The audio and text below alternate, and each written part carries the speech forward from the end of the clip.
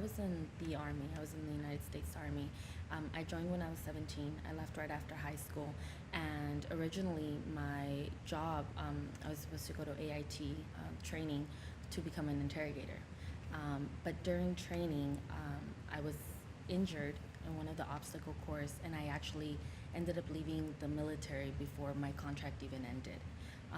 That played a big part in the problems and the issues that I dealt with pertaining to mental health. I was nervous all the time, overthinking, couldn't sleep. I had so much anger. I was mad at everything. And I would take it out on my loved ones, on my kids, on my family. I would say I didn't have problems, but I was coping with alcohol and unhealthy ways. The most important thing and the best thing that I've gotten out of therapy is the relationship that I now have with my children. I didn't realize that I was taking my problems out on them. I didn't even think that it was a problem.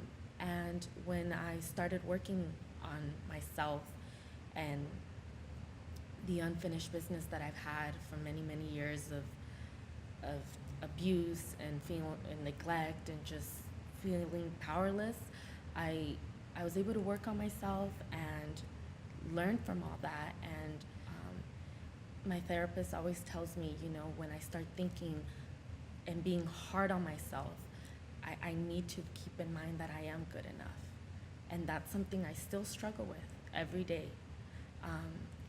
And I have to remember that I have done so much, and that negative talk is something that I can overcome.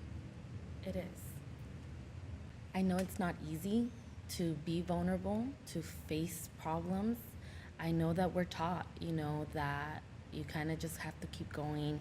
You take care of everybody else, and you often forget about yourself, and you feel overwhelmed, and so many things that you feel like you're failing at, or that you just can't overcome, but with help you can.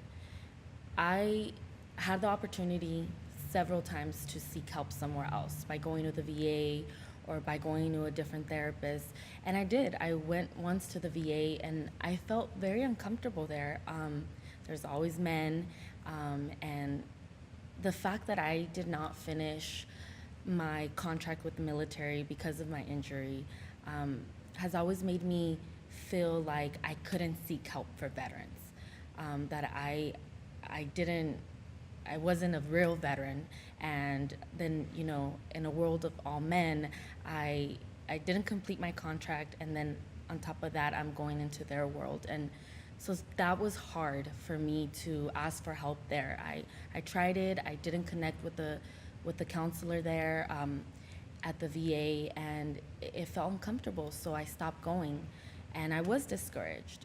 But when the help came to me, I decided to take the opportunity and start therapy, and it changed my life. I would encourage all female veterans to not be scared. We're allowed to have these feelings, and we're allowed to not be okay, and we're allowed to get help. We don't have to have all the answers.